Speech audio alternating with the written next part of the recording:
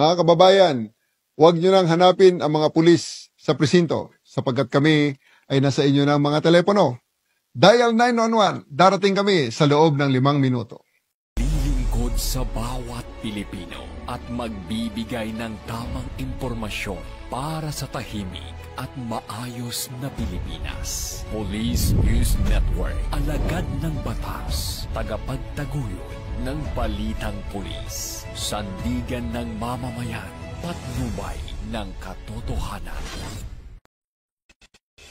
La Campo Crame, maghahatid ng pinakahuling kaganapan at nagbabagang balita. Ito ang PNN Police News Network.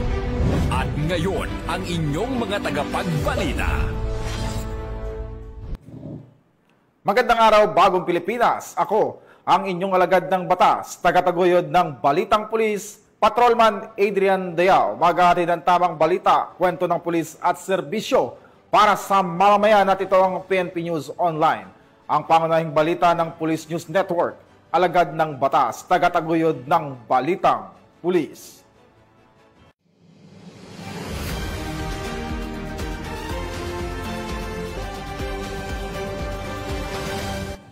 Ngayon ay araw ng linggo at narito ang mga balitang nakalap ng ating PNN correspondent sa loob ng linggong ito.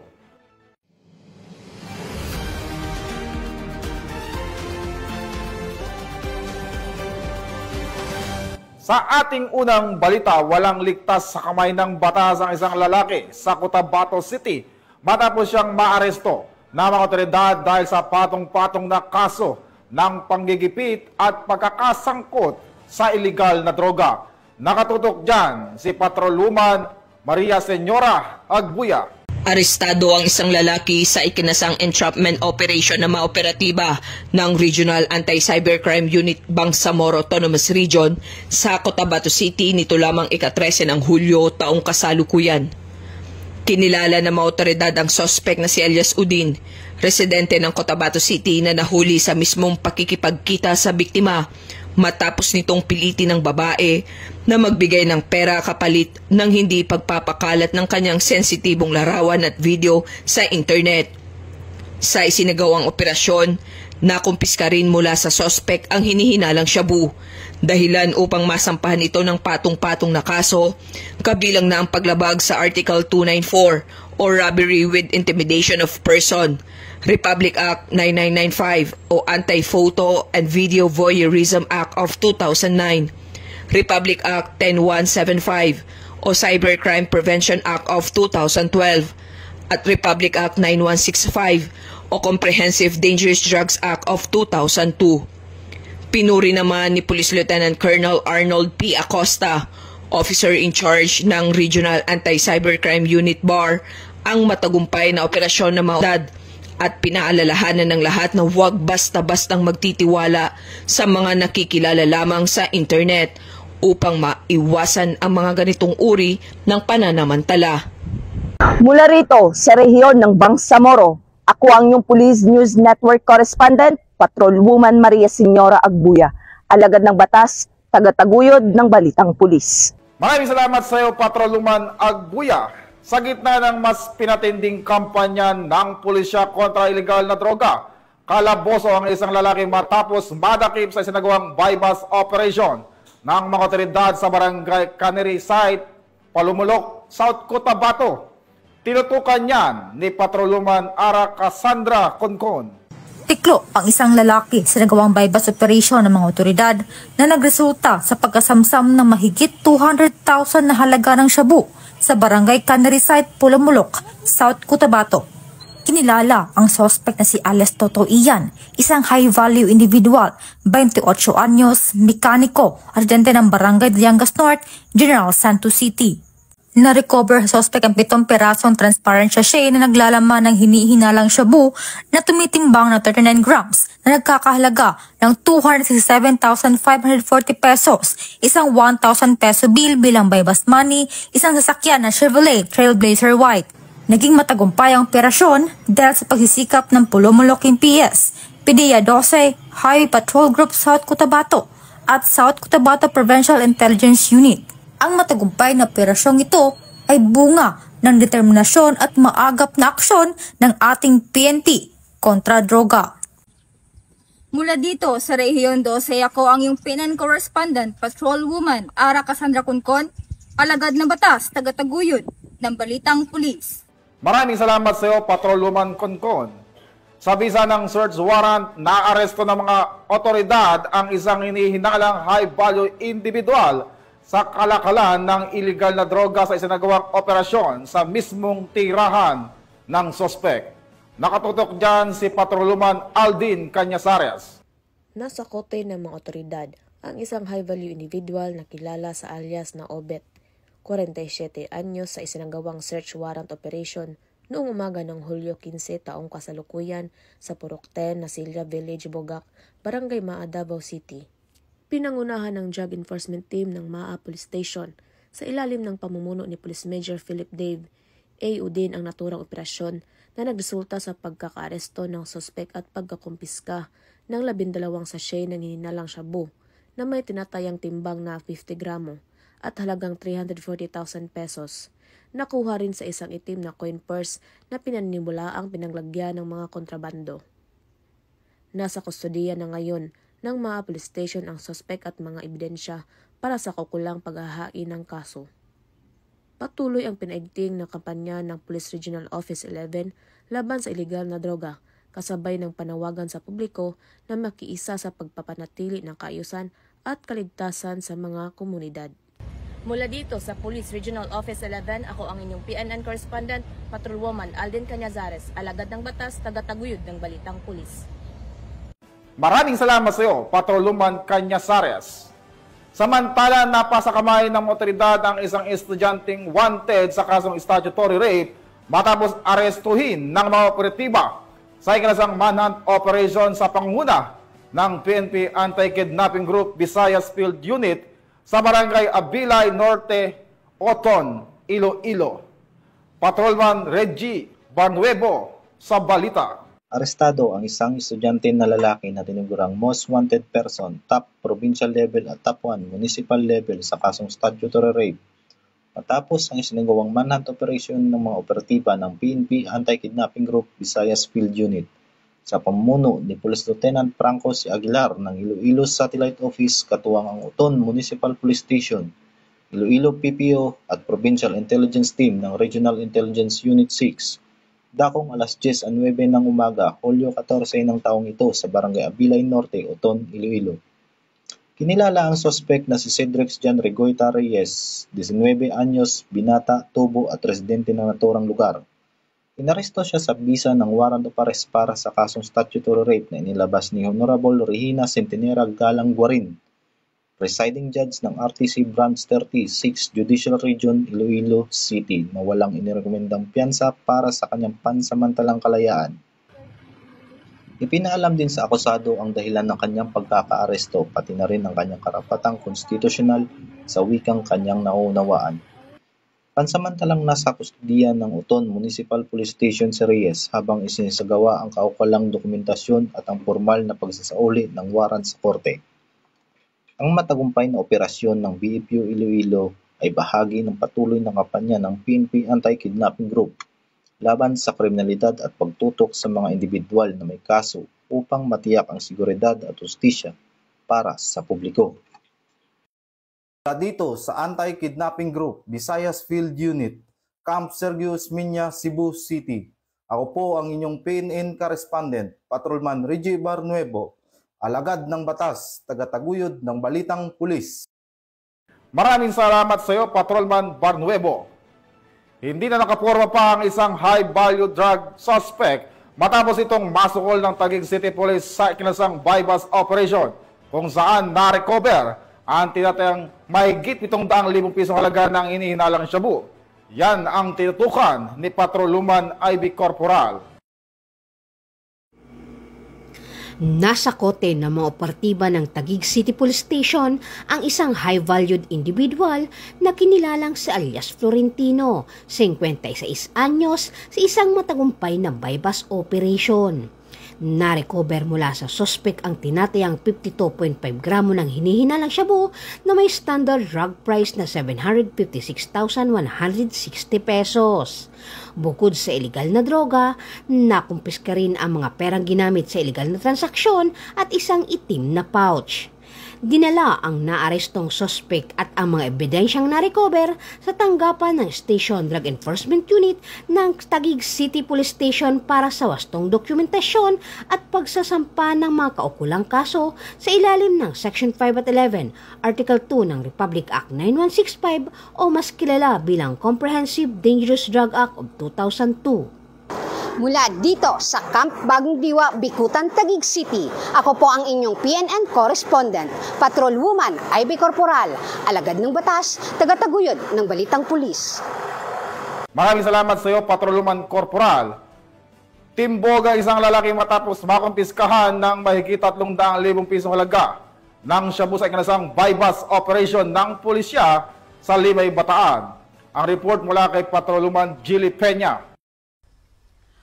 Muling nagtala ng tagumpay ang kapulisan sa patuloy na kampanya laban sa illegal na droga matapos masamsam ang higit 300,000 pesos na halaga ng hinihinalang shabu sa isinagawang bypass operation sa Barangay St. Francis II, Limay, Bataan nito lamang 15 ng Hulyo taong kasalukuyan.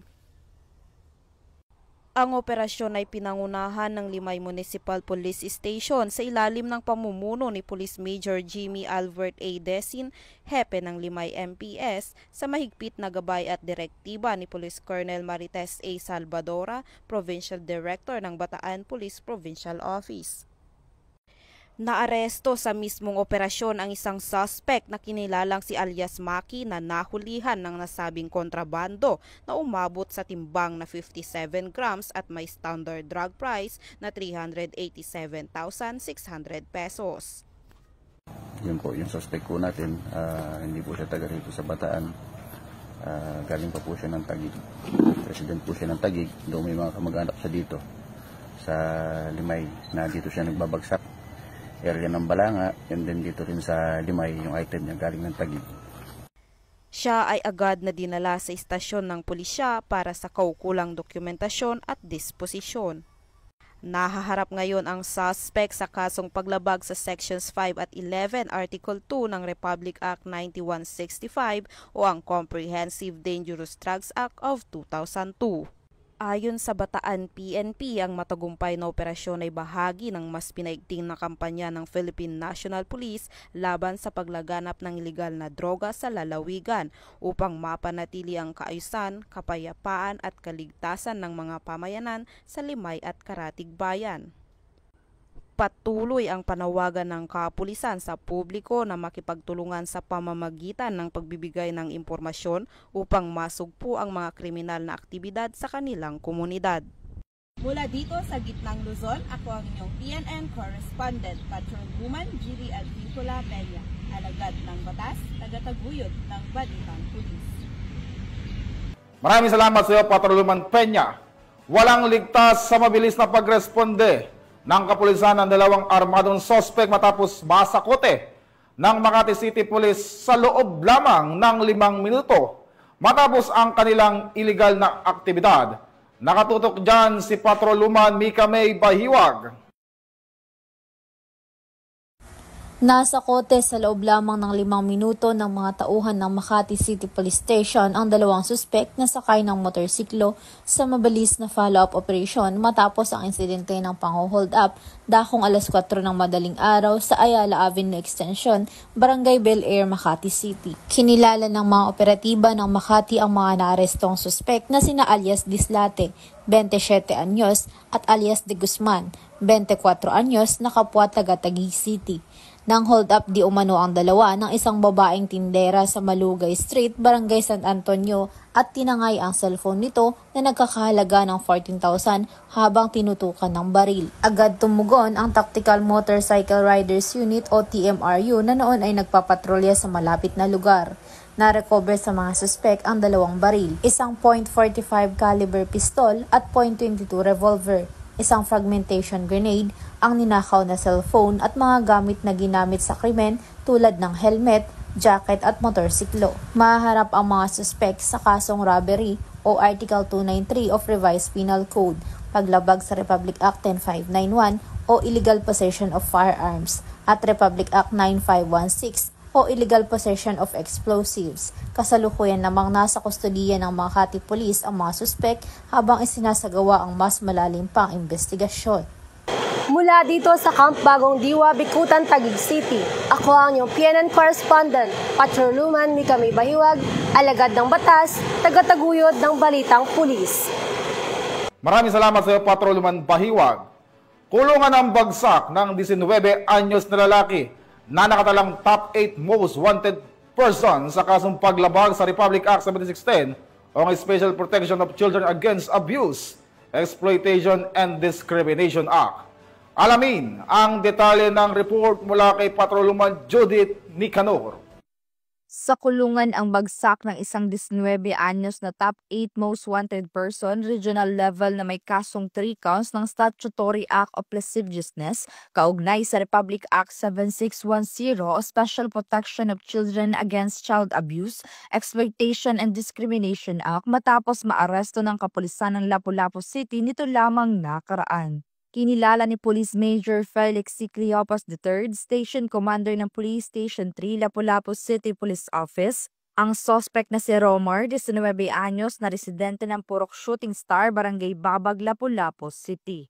Bandang alas 12:20 ng tanghali nang tuluyang mapas sa kamay ng mga otoridad ang suspect sa bisa ng warrant of arrest para sa kasong 3 counts ng Statutory Act of Lasciviousness ng Article 336 ng Revised Penal Code kaugnay sa Republic Act 7610 o Special Protection of Children Against Child Abuse, Exploitation and Discrimination Act. Ang nasabing kaso ay inisyo ni Honorable Christine S. Muga Abad, Presiding Judge ng RTC Branch 70, Lapu-Lapu City, na may 480,000 na rekomendadong piyansa. Samantala, kasalukuyang nasa kustodiya ng Police Station 3 LCPO ang suspect para sa dokumentasyon at tamang disposisyon. Magandang araw po sa ating lahat.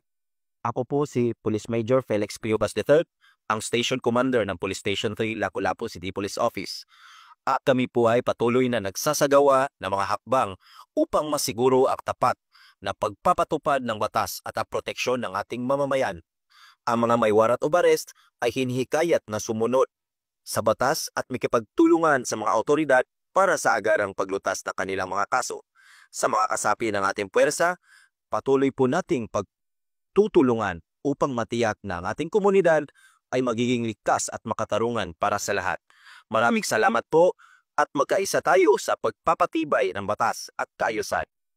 Ang matagumpay na pagka-aresto ng suspect ay bunga ng pinagsanib puwersa ng kapulisan ng Lapu-Lapu City at Technical Support Company ng Regional Mobile Force Battalion 7. Ang kapulisan ng Central Visayas ay patuloy sa pagpapaigting ng kanilang kampanya sa lahat ng uri ng kriminalidad para matiyak ang kaayusan, kaligtasan at kapayapaan dahil sa bagong Pilipinas, ang gusto ng pulis, ligtas ka. Mula dito sa Central Visayas, sa Konyong Police News Network Correspondent, Patrolwoman Judith Nicanor, alagad ng batas, tagataguyod ng balitang pulis. Maraming salamat sa iyo, Patrolwoman Nicanor.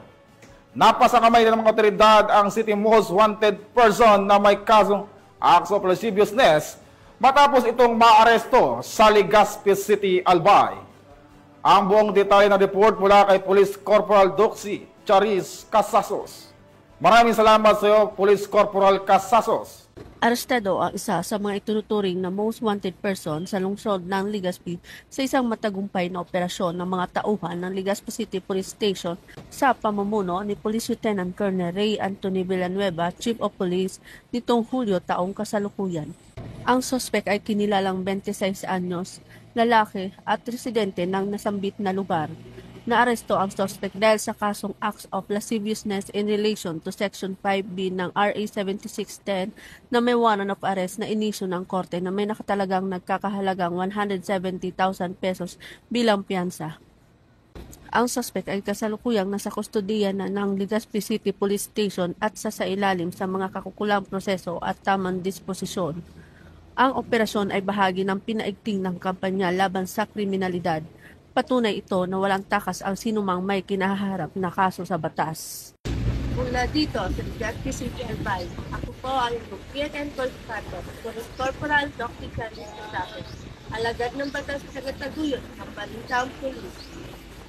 Sa halip na lisensyadong serbisyo, peligro ang ibinibigay ng isang lalaki ng arestuhin ito ng Regional Anti-Cybercrime Unit 6 sa Santa Barbara, Iloilo matapos maaktuhan sa aktong paggawa ng dental procedure kahit wala siyang lisensya. Ang report mula kay Patrolman Mary Grace Ardizuela. Walang kawala sa batas ang isang lalaki matapos itong maaktuhang nagsasagawa ng illegal na home dental service sa Barangay Balabag, Santa Barbara, Iloilo City. Batay sa isinagawang investigasyon, nadiskubre ng mga otoridad ang Facebook post ng suspect na kung saan ito nag-aalok ng murang pagpapakabit ng dental braces sa halagang 1,500 piso na walang kaukulang permit o lisensya para magsagawa ng naturang serbisyo. Dahil dito agad na ikinasa ang isang entrapment operation na pinangunahan ng mga operatiba ng Regional Anti-Cybercrime Unit 6 katuwang Santa Barbara Municipal Police Station at kinatawan mula sa Philippine Dental Association na nagresulta sa pagkakaaresto ng suspect na kinilala sa alias na Celo, 25 anyos. Kasalukuyang nasa kustodiya ng Santa Barbara Municipal Police Station ng suspect at sinampahan ng kasong paglabag sa Philippine Dental Act of 2007 na nagbabawal sa sinumang walang lisensya na magsagawa ng dental procedures. Sana po sa ating mamamayan, huwag po nating tangkilikin yung mga ganitong illegal na gawain. Dahil ito po ay delikado po sa inyong kalusugan at isa pa, unfair naman ito sa mga lisensyadong mga professional, mga dentista na gumagawa, nagbibigay ng serbisyo na dental na naaayon sa batas. Kung meron pa kayong nalalaman na nagpa-practice ng dentistry na wala silang mga license, maaari po sana i-report nyo sa pinakamalapit na police station or dito po sa Regional Anti-Cybercrime Unit 6 na matatagpuan sa Camp Delgado, Iloilo City. Maraming salamat po. Mula dito sa Campo Crame, ako ang inyong PNN Correspondent, Patrolwoman Mary Grace Ardizuela, nagbabalita para sa Police News Network, alagad ng batas, tagataguyod ng Balitang Pulis. Maraming salamat sa iyo, Patrolwoman Ardizuela. At yan po ang mga balitang nakalap ng ating PNN Correspondent mula Luzon, Visayas at Mindanao sa loob ng linggong ito. Sa ngalan ng pamunuan ng Philippine National Police sa pangunguna ni Chief PNP Police General Nicolas Torre III at sa pamumuno ni President Ferdinand Marcos Jr., kami maglilingkod sa bawat Pilipino at magbibigay ng tama at balanseng balita dahil dito sa bagong Pilipinas, ang gusto ng pulis, ligtas ka. At muli naming ipinapaalala ang panawagan ni Chief PNP na huwag nyo nang hanapin ang mga pulis sa mga presinto sapagkat kami ay nasa inyo ng mga telepono. Dial 911, darating kami sa loob ng 5 minuto. Mula rito sa tanggapan ng tagapag-ugnay ng Pambansang Pulisya, ako ang inyong alagad ng batas, tagataguyod ng Balitang Pulis. Ako po si Patrolman Adrian Dayao, maghahatid ng tamang balita, kwento ng pulis at serbisyo para sa mamamayan at ito ang PNP News Online, ang pangunahing balita ng Police News Network.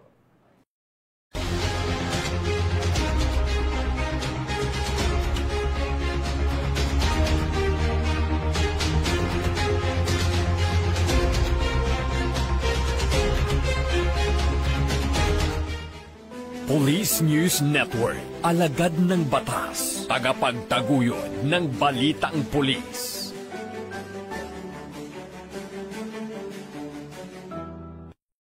Mga kababayan, huwag nyo nang hanapin ang mga pulis sa presinto sapagkat kami ay nasa inyo ng mga telepono. Dial 911, darating kami sa loob ng 5 minuto.